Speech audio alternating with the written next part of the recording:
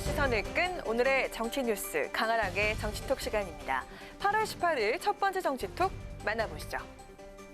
전국적인 수요에 이은 코로나 재확산으로 정부와 정치권 모두 비상시국입니다. 그 어느 때보다 협치가 중요한 시점이어서 대통령과 여야 영수회담이 거론되고 있는데요. 이 문제를 두고 청와대와 통합당이 진실 공방을 벌여 눈길을 끌었습니다. 어떤 이유일까요? 이번 8월에 당대표를 초청해 국정 전반에 대해 의제에 구애받지 않고 허심탄회하게 논의하는 자리를 마련하고자 했습니다. 그러나 미래통합당은 어제 21일로 제안했던 일정이 불가함을 밝혀왔습니다. 대통령이 공식적으로 만나자고 하면 절차와 방식들이 있을 텐데 그냥 지나가는 말로 한번 만나는 게 안 좋겠냐 이런 정도로 이야기했다고 들었어요. 아하. 대화하려고 모양새를 갖추었다는 알리바이용이 아닌가.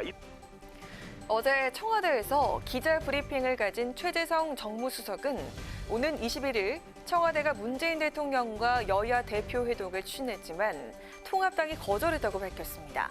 최 수석은 청와대 공식 제안이었다며 그 과정도 자세히 설명했는데요. 이에 대해 통합당은 공식 제안을 받은 적이 없다며 반발했습니다. 오늘 아침 한 라디오 방송에 출연한 조호영 원내대표는 최 수석이 정식 제안이 아닌 의례적 말을 건넸을 뿐이라고 반박하며 협치 알리바이 쌓기가 아닌지 의심이 간다고 지적했습니다. 회동 제안의 형식을 놓고 청와대는 공식 제안이란 입장인 반면 통합당은 빈말이었다는 주장인데요. 양측의 진실 공방이 계속된 가운데 통합당의 수장인 김종인 비대위원장은 오늘 한 언론과의 인터뷰에서 대통령과 둘이 만나는 단독 회담 등 조건이 맞으면 만날 수 있다고 밝혀 눈길을 끌었습니다. 양측의 진실 공방이 오가긴 했지만 김종인 위원장이 문 대통령과의 회동 가능성을 열어놓은 데 대해 청와대는 오늘 긍정적으로 평가하며 다시 관련 협의에 착수하겠다는 방침을 밝혔습니다. 국가적 위기가 어느 때보다 엄중한 만큼 영수회담이 속도감 있게 진행되길 바랍니다. 이어서 오늘의 두 번째 정치톡입니다. 통합당이 총선 참패로 벼랑 끝에 내몰린 상황에서 구원투수로 나섰던 김종인 비대위원장.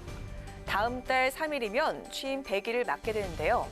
중도층 외연 확대에 나서면서 최근 민주당의 지지율을 앞서기 시작하자 당 일각에서는 벌써부터 김 위원장의 임기 연장을 거론하는 목소리가 나오고 있다고 합니다. 최근 통합당 정당 지지율이 민주당을 상대로 역전세를 이어나가면서 구원투수 김종인 위원장의 향후 역할에 더 관심이 모아지고 있습니다. 다음 달 취임 100일을 앞둔 김 위원장은 당내 김종인 체제 안착은 물론 통합당의 체제 개선을 주도했다는 평이 나오고 있는데요. 무엇보다 보수 꼰대 정당, 영남당 이미지 탈피에 주력을 했고 이 과정에서 민주당을 비롯한 진보 진영의 허를 찌르는 효과도 거뒀다는 분석입니다. 김 위원장이 기대 이상의 성과를 내면서 최근 당 일각에선 내년 4월 7일까지인 김 위원장의 임기를 연장해야 한다는 목소리까지 나오고 있습니다. 중도층을 겨냥한 김 위원장의 개혁이 효과를 내고 있는 만큼 더 안정적인 권한을 줘서 외연 확장에 드라이브를 걸게 만든다는 건데요. 당내 상당수 초재선 의원들이 이 같은 임기 연장론에 동조하는 분위기라고 합니다. 게다가 김 위원장만한 당 대표급 인사를 찾을 수 없다는 대안 부재론도 이 같은 주장에 힘을 실고 있습니다. 정치권에서는 김 위원장의 임기 만료일인 내년 4월 7일 치러지는 서울 부산시장 재보궐선거 결과와 김 위원장의 의지 그리고 일부 중진 의원들의 반발 등이 임기 연장의 변수로 거론되고 있습니다. 집중호우 피해 당시 여당 지도부보다 앞서서 호남 수해 현장을 찾았던 김 위원장은 내일 다시 광주를 방문해 국립 5.18 민주묘역을 참배하고 국민통합 메시지를 낼 계획이라고 합니다. 한 발 앞선 실행력으로 중도층 마음을 움직이고 있는 김종인 위원장. 과연 당원들 마음도 움직여서 임기 연장론이 힘을 받게 될까요? 지금까지 강아랑의 정치톡이었습니다.